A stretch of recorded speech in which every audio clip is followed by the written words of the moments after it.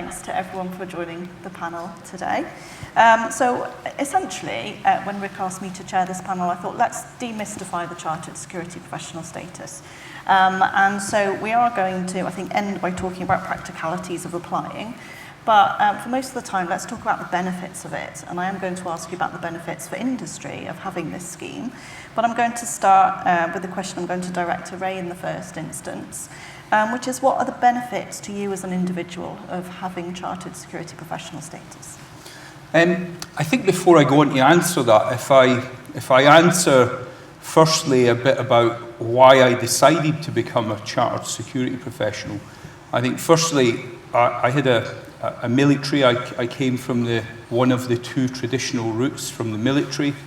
I left the military, moved into the private security industry, and after a number of years, I'd went through a process of getting a master's degree, and I'd worked in various different projects, but I didn't know where I sat in sort of terms of being a security professional.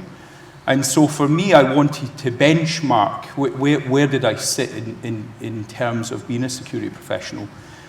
So that was the kind of first thing that I thought about. And then going on from there, a number of sort of colleagues in the security industry that I rated very highly, I saw that they had become chartered security professionals.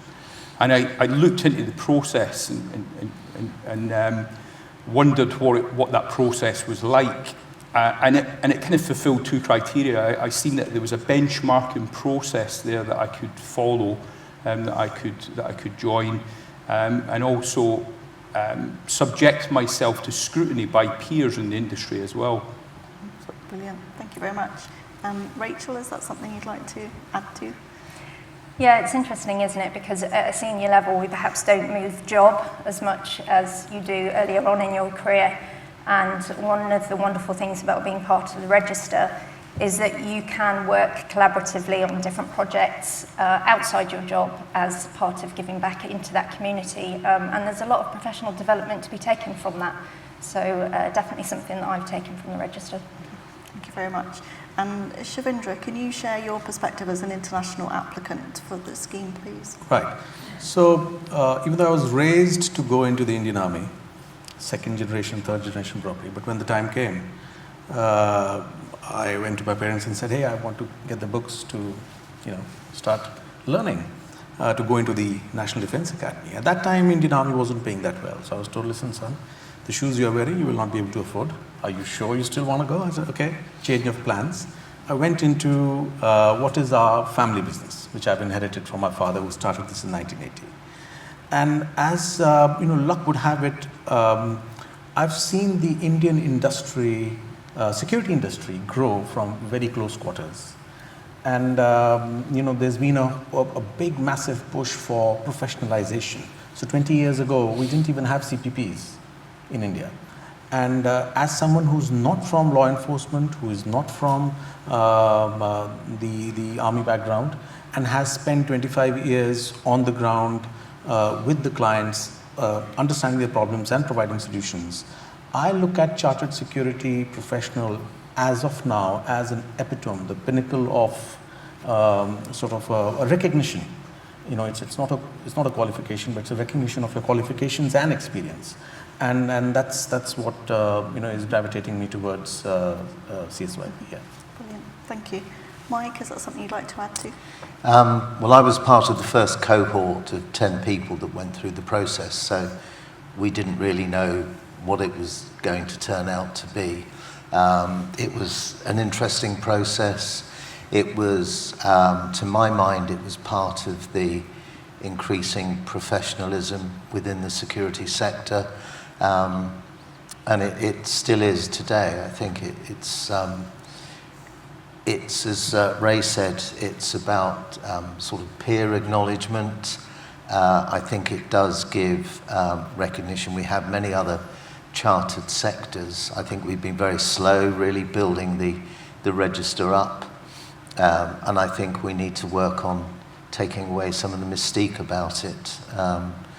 It's a fairly straightforward process, and I've mentored people, I've interviewed people, I sat on the regulation authority, And I think we're still slow. So if you're thinking about it, reach out. There are people that will mentor you, will talk you through it, will tell you that maybe now's not the right time for you, give it a year or two, or they'll encourage you through that process and support you.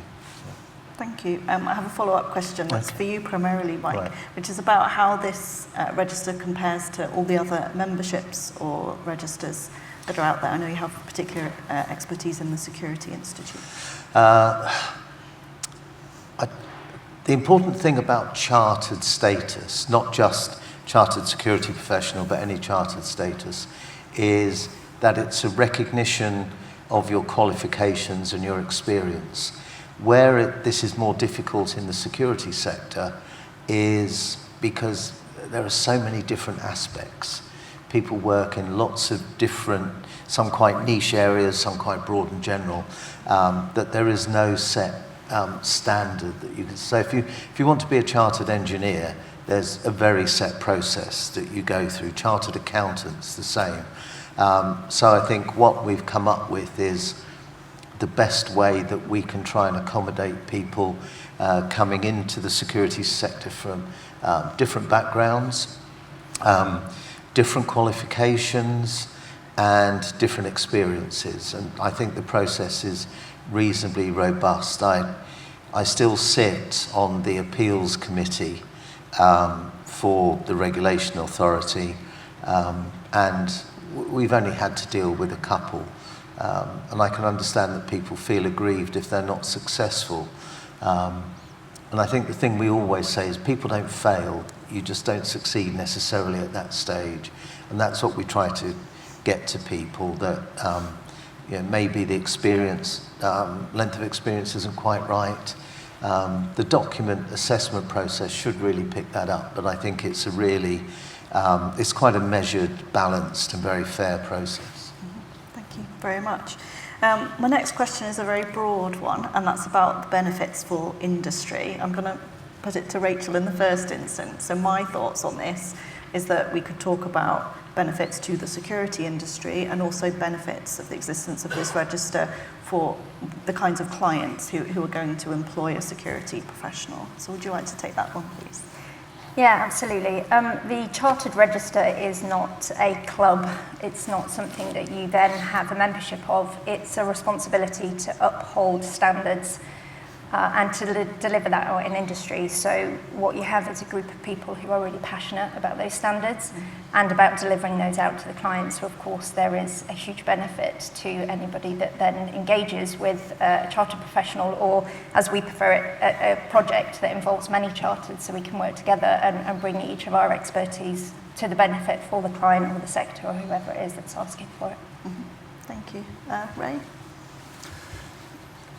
Yeah, certainly. I think as we've mentioned there, the benefits to the client themselves, they've got when it comes to looking for a security professional, if you don't come from a security background, or you've come from an organisation, you're looking for a security professional, then you reach out into the marketplace, and as we've already identified, and as everybody can see here today, it's so diverse.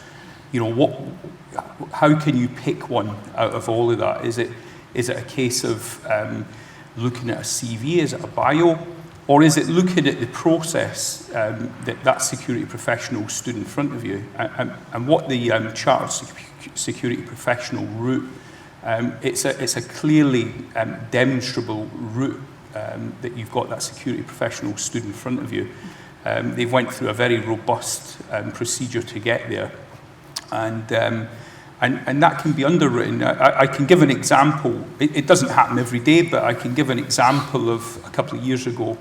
I got approached by an organisation for a project. It was a crisis management project, and I got put forward along with another individual who came from a military background. He was a former brigadier in the military, so high up the chain there.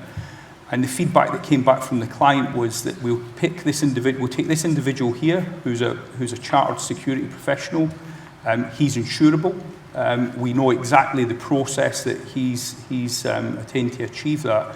The brigadier, it would have potentially it would have been exactly the same results at the end of that project, but they were able to see that there's a demonstrable process here and that's insurable. So that's one example, I guess. Thank you. Shivindra?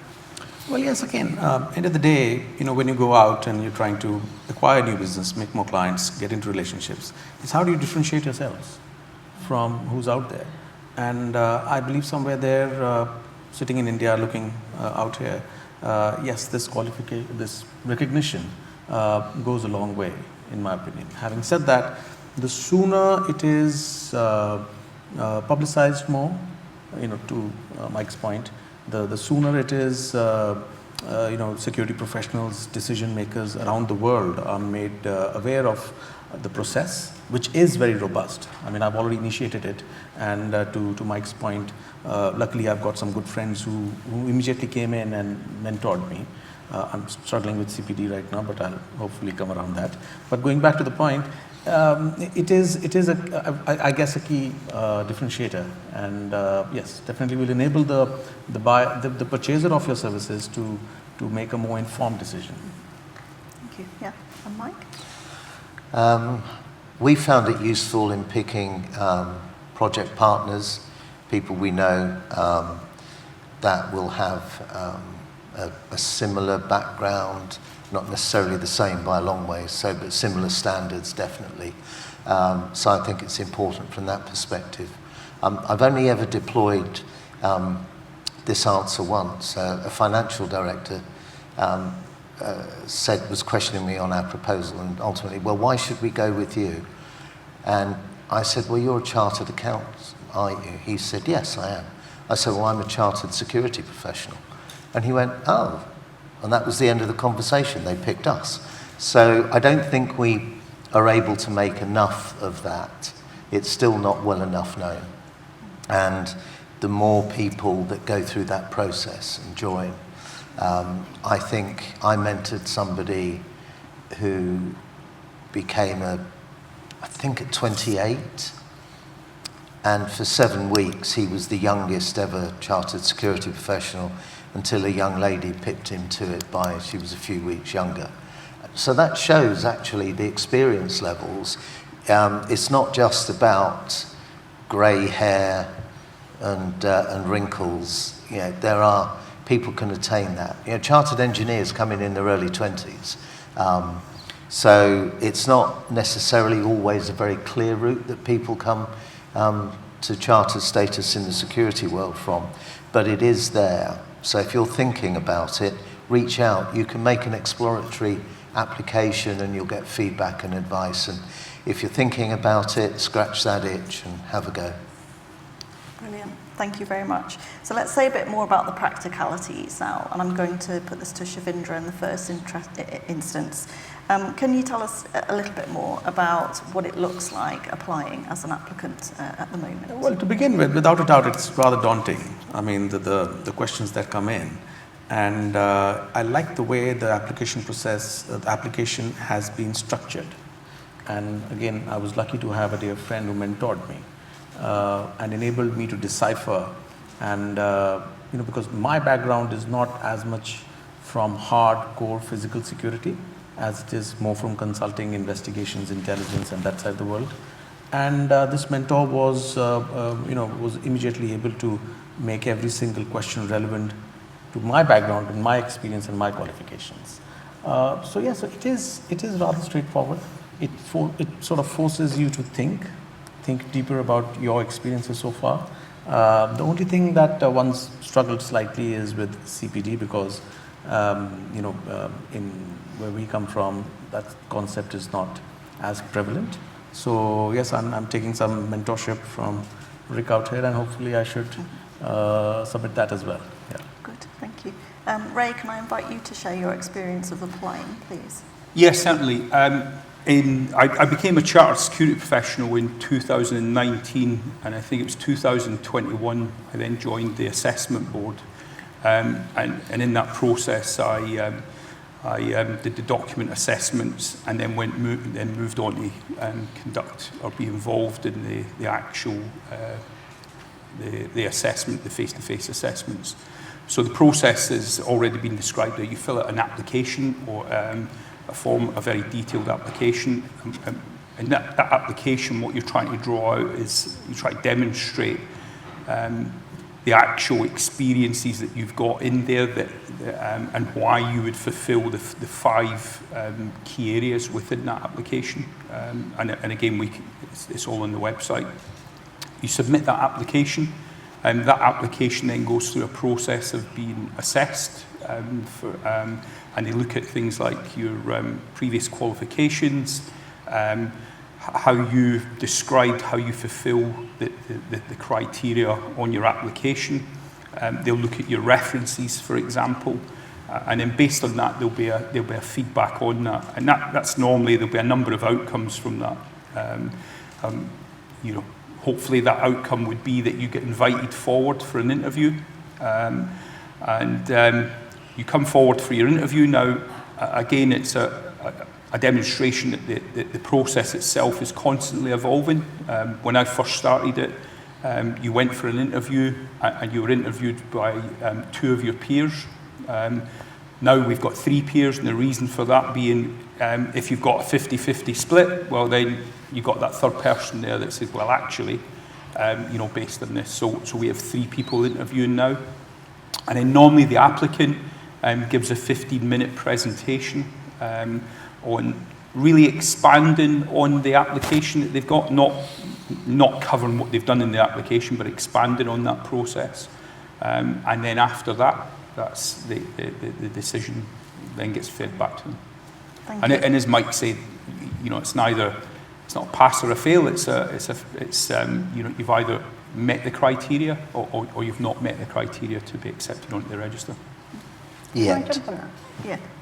Rachel, you've got insider knowledge on the application process as well. Yeah, and thank you, Ray. You pointed out the 5 core competencies that we look at. And really importantly, it's how the applicant applies strategic impact to those 5 core competencies as well. There are monthly workshops that we run for the application process. It's an hour online. It's absolutely worth attending, where we'll answer some of the regularly asked questions. And more importantly, it's a gateway to start those conversations with those that will help, that can help you verbalise how to demonstrate that strategic impact that you have across those core competencies. Mike, any insights from your point of view? It sounds counterintuitive, but when you're completing the application form and during the interview, I did everything, we did nothing. Don't talk about the team, or if you talk about the team that you led, or the aspects that you led. And it is really difficult. Some people find that very hard. But it's very much focused on you as an individual. What have you done? It may be that you proposed a project that went forward, you were asked to scope it out more, and then that was adopted and it was part of a broader team. But the strategic impact you've had is that you thought about that project, you proposed it, scoped it to a stage. You may not be the senior person that actually delivered the project, but your strategic impact is there, so draw that out and be able to justify that. But it does sound weird, and we all talk about the team, and we did. But for this process, it's I did. So. Thank you. That's hugely useful practical advice from you all, as well as you know, helping our wider understanding of what it is and why it is. What's particularly come through for me is the number of people who seem to be willing to mentor, and the value of mentoring through applications, and also that exploratory application opportunity sounds really supportive, because you know, it sounds kind of scary applying for this, but having talked it through, I think it's not so bad. We have 1 minute left. Are there any final points that you want to get across to the audience in what time we have left? Rachel? I think some of the best applications that we've seen is those who really understand what they're going to bring if they were to be successful to the industry and to the community, and bringing their passion across. They are some of the best interviews that we get to be part of. Brilliant, thank you. Yeah, I think you mentioned at the beginning, what do you get back out of being a chartered security professional? One of the things I didn't mention is the fact that being on the register of chartered security professionals, we get the opportunity to work with other sort of strategic partners such as the National Protective Security Authority. We've got direct access to them. We support some of their initiatives, and indeed we certainly influence some of the security measures that they develop. So. Fantastic. Good. Oh, well, first things first, I'd really appreciate the fact that there is no crash course. Okay. So you can't fast forward, you have to use your grey matter, dip into your experience, and express yourself in a manner which is able to, which will fly. So that whole process in itself was quite, was an interesting learning experience for me. Yeah. Thank you. Read the question, understand the question, answer the question. We see a lot of applications where people skip over something, and what you need to think about is, hang on, what's it asking for? Is it showing how I expand my knowledge? And then it will be asking for examples of how you've applied that knowledge. So read and understand the distinctions, and that really is key. People do fall down on that sometimes. Thank you. We are out of time. Thank you all very much. Can we please thank our panel?